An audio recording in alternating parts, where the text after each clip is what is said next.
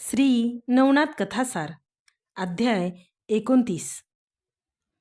गोरक्षाने सोन्याची वीट फेकून दिली होती. त्याऐवजी मच्छिंद्राला साधू भोजन करता यावे यासाठी त्याने संपूर्ण पर्वतच सोन्याचा केला होता. गोरक्षनाथाने कनक म्हणजेच गर्भाद्री पर्वतावर तीर्थयात्रा करण्यासाठी मच्छिंद्रनाथाचा निरोप घेतला. तीर्थयात्रा करत करत तो गिरनार पर्वतावर गेला. तेथे त्याने दत्तात्रयांची भेट घेतली. त्यांनी त्याचे मोठ्या आनंदाने स्वागत केले. त्यांच्याजवळ त्याचे व मच्छिंद्राचे क्षेमकुशल विचारले. दत्तांनी त्याला एक काम सांगितले. दत्त त्याला म्हणाले, माझा भर्तरी नावाचा आवडता शिष्य गेली 12 वर्ष पत्नी पिंगलेच्या निधनाच्या दुःखाने व्याकुळ होऊन स्मशानात राहिला आहे. अन्न पाण्याऐवजी झाडाची पाने खाऊन तो आजपर्यंत कसाबसा जगला आहे. त्याचा पत्नीचा ध्यास मात्र सुटलेला नाही.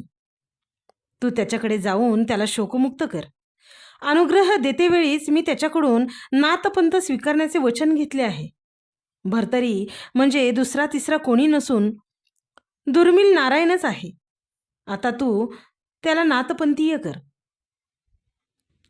दत्तांनी भर्तरीची सर्व कथा गोरक्षाला सांगून त्याला अवंतीकडे जाण्याची आज्ञा केली. गोरक्षाने दत्तांना नमस्कार करून त्यांचा आशीर्वाद घेतला. दत्तांच्या आज्ञेप्रमाणे अवंतीला जाण्यासाठी दत्तांचा निरोप घेऊन तो निघाला. त्याने व्यानास्त्र योजिले. त्याचे भस्म आपल्या कपाळावर लावले. त्यामुळे तो काही वेळात अवंतीमध्ये आला. गोरक्ष थेट अवंतीच्या स्मशानात गेला. भर्तरीला पाहताच तो निराश झाला. त्याला भर्तरी हाडांच्या सापळ्याप्रमाणे वाळलेला दिसला. एका स्त्रीसाठी हा इतका वेडा झालाय. याला काय उपदेश देणार? तो मच्छिंद्र तसा नि हा असा. हा सरळ सांगून ठीक होईल असे वाटत नाही. कुत्र्याचे शेपूट एक वेळ सरळ होईल. साखरेमुळे कडुलिंब गोड लागेल. परिसामुळे खापराचे सोने करता येईल. अत्तरामुळे हिंगसुद्धा सुवासिक होईल. पण याचे मन माझा उपदेश कदापि मानणार नाही. काय करावे? असे वेगवेगळे विचार गोरक्षाच्या मनात येत असतानाच त्याने एक प्रयोग करून पाहायचे ठरवले. तो नगरामध्ये एका कुंभाराकडे गेला. त्याच्याकडून एक मडके विकत घेतले. ते मडके बाहुलीसारखे वाटले. अशा पद्धतीने त्याला रंग दिला. ती बाहुली घेऊन तो परत स्मशानात गेला. भर्तरीच्या जवळून जाताना ठेच लागल्याचे नाटक करून तो पडला. तसे त्याच्या हातातील मडके फुटले. ते पाहून त्याने मोठमोठ्याने हंबरडा फोडला. पटापटा अस्ताव्यस्त झालेले मडक्याचे तुकडे तो गोळा करून ते जुळवून पाहू लागला. दुःखावेगाने मोठमोठ्याने रडतच तो म्हणाला, हाय हाय, माझी प्राणेश्वरी मेली, माझी बाहुली गेली, अशी कशी मला दुःखात लोटून गेलीस ग. त्याने अंग जमिनीवर टाकले. लोळता लोळताच तो मनात येईल असे बडबडू लागला. त्याच्या या महाभयानक आक्रोशामुळे भर्तरी देखील काही काळ आपले दुःख विसरून त्याला म्हणाला, ए गोसाव्या, कसली बाहुली घेऊन बसला आहेस रे? 1.5 दमडीचे मडके ते, दुसरे घे, मडकेच ते, त्यामुळे केव्हा तरी फुटणारच. त्यासाठी एवढा आकांत कशाला मांडला आहेस? ते ऐकून गोरक्ष त्याला म्हणाला, तुम्हाला काय जाते तसं सांगायला, पण ज्याचं जातं त्यालाच कळतं. ज्याचे दुःख त्यालाच. तुम्हाला ते मडके 1.5 दमडीचे वाटणारच, पण ती माझी बाहुली होती, आई होती, बहीण होती. तुम्ही मला सांगताना 12 वर्ष या स्मशानात कशासाठी रडत बसला आहात? तुमची कोण पिंगला की बिंगला होती? तिच्यासाठी एवढे कशासाठी झुरताय? तेव्हा भर्तरी त्याला म्हणाला, अरे तुझे मातीचे मडके कुठे आणि माझी हाडामासाची पत्नी कुठे? दोघांची तुलना तरी होईल का? तू कुंभाराकडे जा, दुसरे एखादे मडके घे. ते रंगवल्यास दुसरी बाहुली तुला मिळेल, पण माझी पिंगला अशी परत येईल का? ते ऐकताच गोरक्ष लगेच त्याला म्हणाला, तुला एकच नाही 1000 पिंगला देतो. कशाची पैज लावतोस सांग. तेव्हा भर्तरी त्याला म्हणाला, मला तू पिंगलेशी भेट घडवून दिलीस तर मी माझे सर्व राज्य तुला अर्पण करीन. ते ऐकताच गोरक्ष म्हणाला, तू म्हणतोस ते ठीक आहे, पण याला साक्षीदार कोण? तेव्हा भर्तरी उत्तरतो, सर्व पशुपक्षी, सूर्य, आकाश, पाताळ, पृथ्वी, वायू, समुद्र, सर्व पंचमहाभूते याला साक्षी आहेत. त्याचे हे उत्तर ऐकताच गोरक्षाने भस्म हातात घेतले. पिंगला नाव घेऊन कामिनी अस्त्राचा मंत्र म्हणून ते भस्म आकाशात फेकले. त्यामुळे आश्चर्य व्हावे तसे घडले. आकाशमार्गाने तेथे पिंगला अवतरली. आणि तिच्या शरीरातून हजारो पिंगला निर्माण झाल्या. मुख्य पिंगलेच्या पाठोपाठ सर्व पिंगलांनी भर्तरीच्या सभोवती घोळका केला. भर्तरी प्रेमाच्या अतिरेकातून त्यांना संसारातील गुप्त खुणा विचारू लागल्या. सर्वांनी ते अचूक सांगताच भर्तरी गोंधळला. म्हणून मुख्य पिंगला त्याचा गोंधळ दूर करत लगेच म्हणाली, स्वामी, तुमच्या विरहामुळे मी अग्निप्रवेश करून स्वर्गात आले, पण माझ्या विरहाने तुम्ही नाहक दुःखावस्थेत जगता आहात.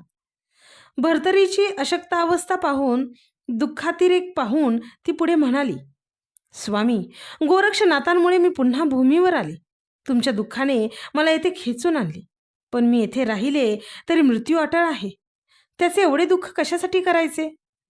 गोरक्षांच्या कृपेमुळे पिंगला आपल्याला परत मिळाली असे वाटून गोरक्षाच्या पाया पडण्यासाठी भर्तरी वाकला, पण त्याला मध्येच अडवत गोरक्ष म्हणाला, खरं तर दत्तात्रयांनी तुला अनुग्रह दिला असल्यामुळे मीच तुझ्या पाया पडले पाहिजे. त्यांनी अनुग्रह दिलेले मच्छिंद्रनाथ हेच माझे गुरु आहेत, तेव्हा तू अजिबात पाया पडू नकोस. लगेच गोरक्षाने भर्तरीला आलिंगन देत विचारले, आता तुला राजवैभव हवे की पिंगला हवी, का तू नाथपंथात येतोस? क्षणाचाही विचार न करता भर्तरी गोरक्षाला म्हणाला, मला राजवैभव नको, तसेच मला आता भोगही नकोत.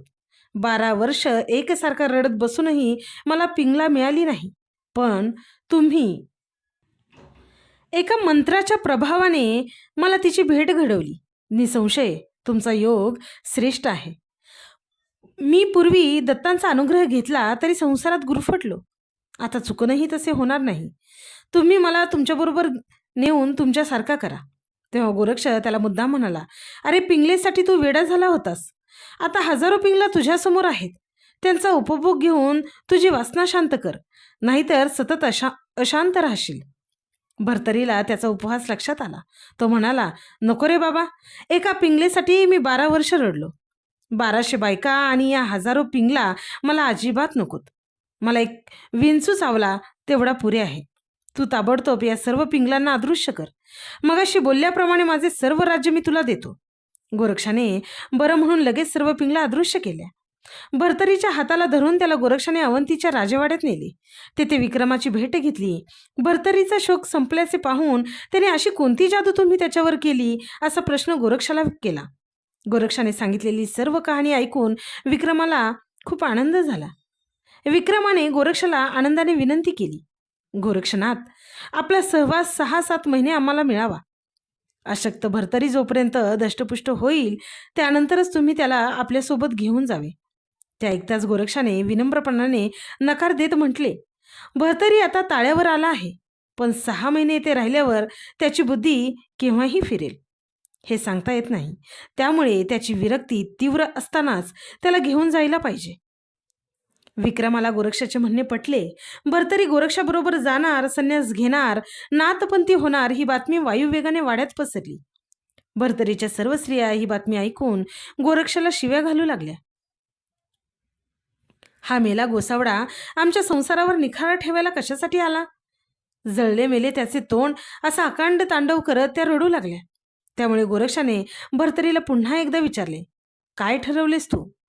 राज्य, वैभव, स्त्रिया यांचा भोग की योग? काय ते एकदाच नक्की ठरव आणि सांग. ते ऐकताच भर्तरी परत एकदा क्षणाचाही विलंब न करता म्हणाला, महाराज, मला यातून सोडवा. आता मला कोणतेही पाश नकोत. तेव्हा विक्रमासमोर गोरक्षाने पद्धतीनुसार भर्तरीला नाथपंथाची दीक्षा दिली. शिंगी, झोळी वगैरे साधनांची सज्ज होऊन अशक्त भर्तरीने गोरक्षाला नमस्कार केला. तो त्याला म्हणाला, महाराज, लगेच मला येथून तुमच्यासोबत बाहेर काढा. दत्तात्रयांना भेटण्याची तीव्र इच्छा कधी एकदाची पूर्ण होते असे झाले आहे. गोरक्षाला भर्तरीची परीक्षा पाहावयाची असल्यामुळे तो त्याला म्हणाला, तू खरा विरक्त झाला असशील तर तुझ्या स्त्रियांच्या महालात जाऊन तू त्यांच्याजवळ भिक्षा मागून ये. भर्तरीने गोरक्षाच्या सांगण्यानुसार अंतपुरात प्रत्येक स्त्रीच्या महालापुढे जाऊन आपल्या अशक्त देहातून निघणाऱ्या दुबळ्या आवाजात अलक निरंजन म्हणून भिक्षा मागितली. त्याच्या आवाजाचा भाग ऐकून सर्व स्त्रिया त्याच्या भोवती घोळक्याने जमून त्यांनी आक्रोश सुरू केला. ते त्याला गोरक्षाकडे जाऊच देईनात. तेव्हा भर्तरीचा क्रोध अनावर झाला. संतापाने त्याचे डोळे लाल झाले. त्या तिखट नजरेने त्याने आपल्या सर्व स्त्रियांना पाहिले आणि हातातली कुबडी उगारून त्यांना दूर लोटली. भर्तरी गोरक्षा समवेत अशक्त अवस्थेत चाललेलं पाहून अवंतीतील काही नागरिकांना दुःख झाले. काही जण रडत होते तर तत्ववादी लोक त्यांचे कौतुक करत होते. कमट कुंभार व सत्यवतीला मात्र आपला दुःखावेग आवरता आला नाही. कारण विक्रमाने भर्तरीला भाऊ मानून आपल्या घरीच ठेवलेले होते. त्या दोघांचेही विक्रमा इतकेच भर्तरीवर प्रेम असल्याने त्यांच्या विराहाने त्याचे डोळे अखंड पाजरू लागले. सर्व माया मोह दूर करून भर्तरी नगरवेशीजवळ गेला. तोपर्यंत त्याच्या स्त्रिया त्याच्या पाठोपाठ धावत होत्या आणि म्हणत होत्या, तुम्ही स्मशानात असताना आमच्या नजरेसमोर तरी होता. आता योग घेतल्यावरही असेच नजरेसमोर राहा. तुमच्या दर्शनातच आम्ही आनंद मानू. त्या सर्व स्त्रियांना विक्रमाने सांत्वन करून परत पाठवले. अवंतीपासून खूप दूर गेल्यानंतर गोरक्ष भर्तरीला म्हणाला, तू अशक्त असल्यामुळे तुला चालण्याचा त्रास होतोय.